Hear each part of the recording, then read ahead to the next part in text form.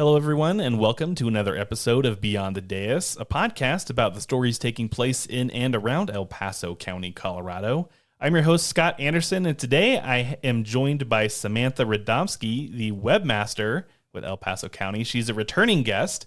It was about a year ago you were on here last time, wasn't it? Yeah, right when I started. Awesome. Well, we are excited to have you back in the booth today. We can call this a booth. Before we get started, though, I want to quickly add that if listeners are interested in more stories about people doing good in and around El Paso County, or hearing from county leadership about local government priorities and how they operate, you can find additional episodes of this podcast on your podcast platform of choice. But to get started today, Sam, for those who may not remember, it's possible that they didn't listen to the episode you were in. I mean, unlikely, but possible. So why don't you give us some background about yourself and how you ended up here at El Paso County? Absolutely. So I come from Florida, and what I did in Florida was what I do here, so website and digital accessibility, as well as ran the communications department when we first started it and got it off the ground. I also handled a lot of public records, worked on process within the county, and I had kind of gotten the county to a point with accessibility and needed a new challenge, and saw that Colorado was starting to implement new laws for accessibility and kind of being a pioneer. So I wanted to be a part of that, naturally. And the county here had put out the job application for Webmaster with a lot of digital accessibility knowledge that was needed. And I applied, and within a month of applying, interviewing, I packed up my life in Florida and moved across the country. So fortunate for us here at El Paso County. We're so excited that you're here. So you mentioned how in Florida you did website and digital accessibility there. It was paired with the communications side of things as well. How do you see accessibility pairing with communications here at El Paso County? A lot of places you have digital accessibility in your IT department because IT handles a lot of the technological aspects that come with digital accessibility. Website is usually within a communications department, at least in the government sector. You don't see it a lot of times within IT itself. So when coming here, it was paired together, which is what I'm used to. I see it working hand in hand because one of the ways that we communicate with the public the most is through our website. And we have to be accessible when we are communicating. So the communications department, who owns the website and handles the website, needs to be able to communicate effectively in accessible formats for the residents. So talk to me about some of your responsibilities that you have as the webmaster here at El Paso County and how it sort of fits more broadly within the whole organization. Yes, so I have around 15 departments that I am the webmaster for, and within those departments I have primary web editors. So we occasionally meet, and I'm constantly trying to teach them about when they're editing their pages, how to make things accessible. And then I also am the webmaster for 7 elected offices within the county. And it's the same structure as the departments. They have their primary web editors. And I collectively think I have over 100 web editors between all the departments and the elected offices. But that's the structure I know that works really well for me here. I know a lot of people come into new jobs and they're like, nope, I'm going to take control of everything. It's just not feasible with over 11,000 pages and then well over 5,000 documents that are also on the site. So we're kind of in our assessing phase for everything. You said over 11,000 web pages, over 5,000 documents. How are you able to track all of that? That seems like quite a task in and of itself. Yes. It is very much. We have started to create reports for our documents. So we have a contractor who scans our website and gives me a report every so often. And from that report, I work with the departments and the offices to clean everything up. If it's not a document that is needed, we take it off, we remove it. We work on a priority system that works hand in hand with our accessibility efforts. So that works hand in hand with our accessibility efforts. It's this beautiful matrix that I was taught early on, and so if it's priority 1, then that it stays on it. That's usually a statutorily required document or things like that, and then we just kind of go down the list. If we can combine documents or put documents in a web page, then we will. A lot of times what we're seeing is the information on a web page is also in a document somewhere. So we need to choose which one we want to keep. We have a lot of usage when it comes to web pages versus documents just because of usability. Mm-hmm. So for tracking purposes, for the documents, we have that report that we work off of.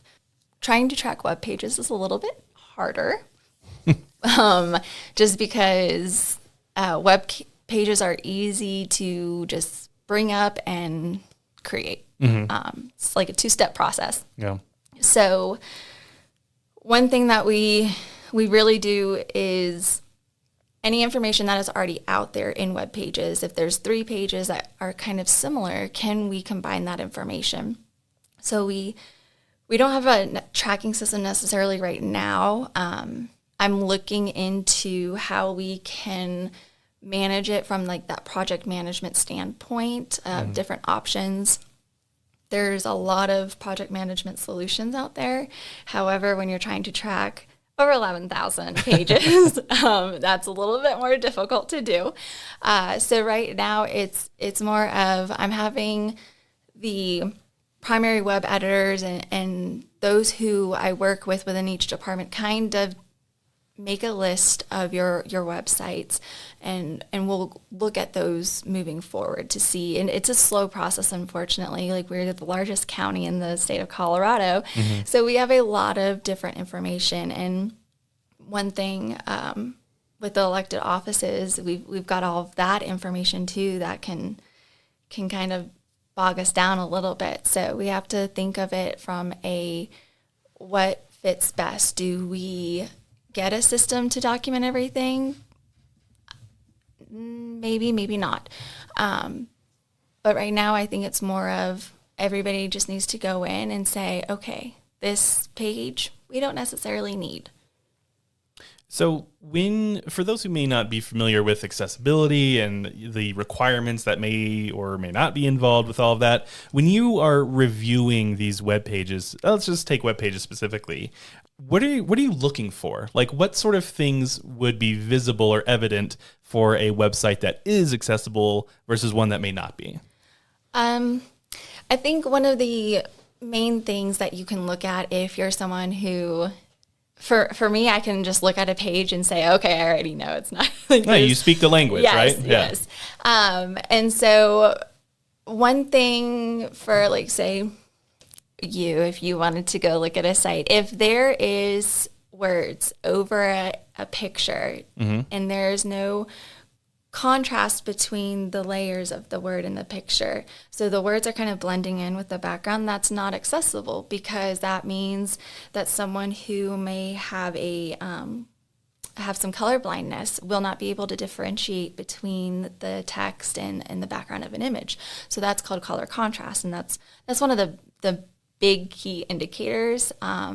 Then what I also always love to teach my primary web editors is, if you can tab through your web page and that tab feature goes to just about everything, then you're accessible. But if that tab feature does not hit everything that somebody can click on, then you're inaccessible, because we want somebody who has a vision impairment. We want them to be able to tab through that website to be able to have that screen reader read out all of that information because they can't see where they're clicking if they're using a mouse. So they rely on keyboard navigation. Okay. So yeah, when you're saying tabbing through, you like literally hitting the tab button on your keyboard. Yeah. Okay. Yeah. And I know like when I first learned how to tab navigate or use keyboard navigation, it was hard because as a sighted user, you just want to grab your mouse and you're like, okay, I can see all of this. It's not a problem. But if you close your eyes and you try to navigate a website or an application or anything, then it gives you some idea of what someone who has a visual impairment kind of goes through. And then on the other side of things, when we're looking at documents, whenever I think of documents, I just think of like a white page with black text, right? Like that's usually what's in my head when I think about, especially like government documents, right? Yes. Not super colorful all the time. That's okay. So you may not have that color contrast issue, or obviously like tabbing through a document may work a lot differently. So what are you looking for on a document standpoint to see if that is accessible or not? I love talking about document accessibility, so I'll try not to ramble too much. So with document accessibility, you're looking for a hierarchy structure. So think of back in school when you were learning to write a paper and you had to have your big header and then all of your the things that you were going to talk about within it. So say you're talking about football. That's your header 1. That is your title. Like that is the main, what this is all about. Header 2 is, that's first quarter analytics or something like that. And then within that header 2, you have other points that you're talking about. So that's how a document is structured, and that's how every document should be structured. So when we're talking about all these government documents, they're not pretty, and some of them can be very, very lengthy. But we need to make sure that we are using the built-in styles that Word has or PowerPoint has or Excel has. So Microsoft is doing wonderful things on trying to make it easy to make your document accessible from the ground up. And that's really what we need to teach in our school systems, in colleges, in any kind of education is, yes, we're teaching them how to make these documents, but we also need to teach them that they need to use these styles. They have to use that list button, because if somebody doesn't use the list button, and we see this a lot of time in my field, is somebody just wants to use the hyphen and then write out their text. And Word has gotten a lot better of auto listing when somebody does that. Oh, right. Okay. Like automatically making it into like a bulleted list of types. Okay. But there's still a lot of issues if you have an older version of Word. Sometimes it might not just automatically turn it into a list. So now you've got this hyphen, about 6 different hyphens that should be in a list. So a screen reader is not going to read that as this is a list. I see. The other thing, one of my favorite examples, and I have been known to have people listen to their own documents, especially if it is a form, because what a lot of people don't understand is when you use the underscore as a line for someone to sign a document. I see what you're saying here. Okay. It is going to read first name, underscore, underscore, underscore, underscore. So if you hit that underscore button 16 times, you're going to listen to your screen reader say underscore 16 times. Not pleasant. No. I don't imagine. Especially if it's a very long form. So those are some things that you need to be kind of cognizant about when creating documents. Is you've got to use those styles that are built in. You've got to use the lists. You need to put alt text and image. If you're putting a table into a PowerPoint or a Word document, then you need to make sure that table has a label. There's a lot of other back-end structural tags that people don't see unless they open Adobe to look at that document tagging structures. Right. And that's where we work for accessibility features. Okay.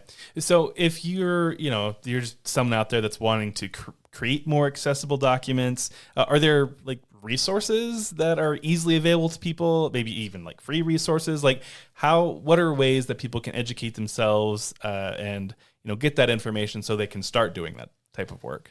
There are a lot of resources now, let me tell you, because when I first started about seven years ago, there was not a lot of resources that I could learn because I didn't know anything about the ADA. I didn't know what digital accessibility was. I have a degree in communications. And so I learned from the ground up. I had no technical background. I remember sitting in an Adobe class and I'm teaching the instructor who is supposed to be teaching me things. So there are a lot of resources now. If you're working in Microsoft has wonderful how-to guides. And honestly, YouTube. Yeah. Like that is where I learned a lot of what I know is from YouTube. There's a lot of how-to guides on YouTube. It's DeQ is where a lot of people in my field go to get a technical certification for how to write accessible websites, how to make accessible documents. But they have a lot of YouTube videos. And so that's where I go a lot of times to watch how to make things accessible. A lot of universities are also putting out information.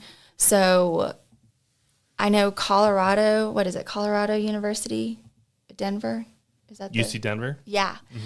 They have a wonderful accessibility program for technical students. So I applaud them.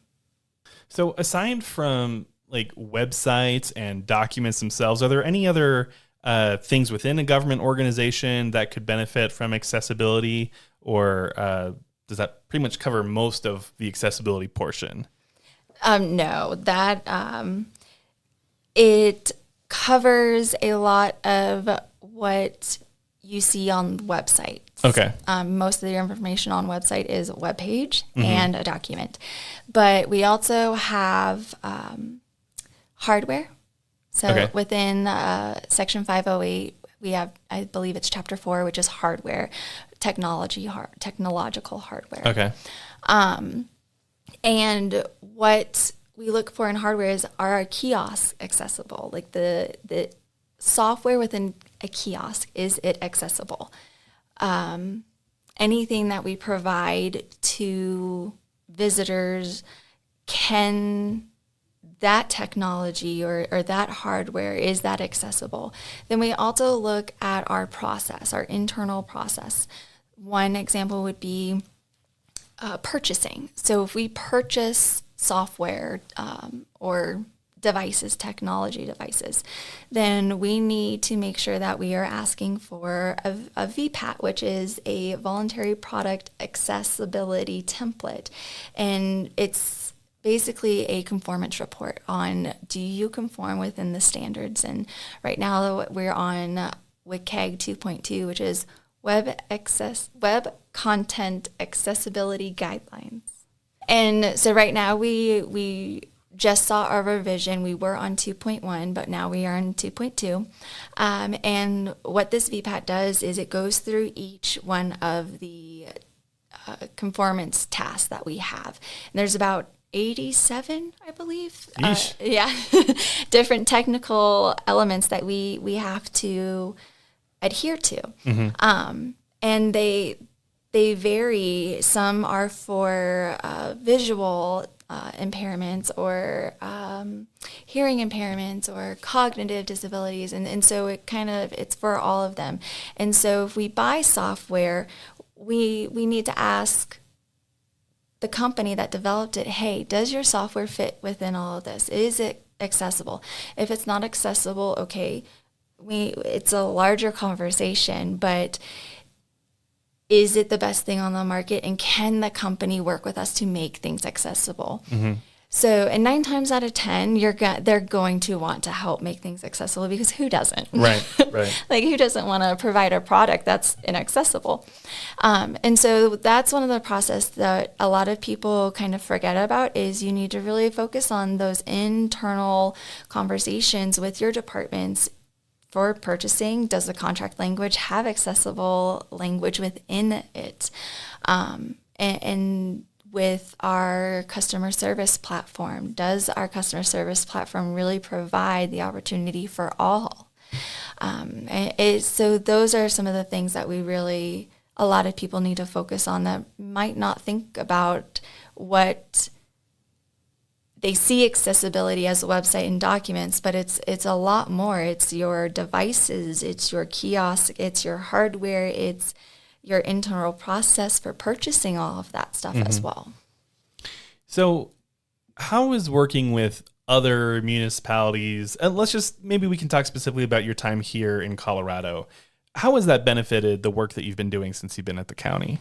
It's always an information sharing. Some people might know of a product that can test better than other products. Some people might have more knowledge on how to interpret the law and does it apply to certain things. There's a lot of room for interpretation that we have found within the rulemaking that was solidified from the state this year. And so there's a lot of questions, but the greatest thing is we all talk to each other and ask for advice on our interpretation of things. Is this how it should be interpreted, or is it not? And so I think just the collaboration that we all have, we're all in the same boat on this. And so we all talk and communicate and share knowledge and information. And then why do you you specifically, right? Why do you view accessibility as an important part of government's role in regards to its residents? Because government serves the residents. That's why we are here. We are here to serve the people. And if we are not serving all of the people, then we are not doing what we were created to do as a government entity. So before we close things out, I was just wondering if there's anything else that you want to add that you think would be important for listeners to know about. I think it's really important that people understand that we are doing everything we can to bring everything into compliance. And yes, this law has been around. It's been required. The technology and the knowledge hasn't been. There's not a lot of people like me who are subject matter experts, so to speak, in digital accessibility. And so we're just now seeing people learn how to make things accessible, and the technology is finally there for us. And so we are doing everything we can. We are working diligently on bringing everything into compliance. We wholeheartedly feel that everybody should have access to the information that they need, regardless of their ability. And so I think that it's very important that people understand it might take a little time. There are going to be a lot of growing pains, because that is what happens with changes like these. But these changes are good. These growing pains are good. If somebody has to have Congress include in the civil rights for them to have access to information, then something is wrong. And so, yeah, it should not have to take an act of like Congress in order to make everybody comply with giving the opportunity for all to have access to the information. And so we are doing everything that we can to give the residents, the visitors that come to our beautiful county, anybody who wants information, that the access that they have is accessible. And so I want people to understand and to know that we are doing everything we can to provide them the information in an accessible format, because we feel that it shouldn't take an act of Congress for someone to have the right to be able to have information accessible in the format that they need it. Mm-hmm. Very good. Well, thank you, Samantha. I really appreciate you taking the time today and for all the work that you do, not just for El Paso County, but for its residents. So thank you for being here and for sharing all that information with us. Thank you. If you are interested in listening to additional episodes of Beyond the Dais, be sure to look for us on Podbean or wherever you get your podcasts. Thanks for listening, and we'll see you next time.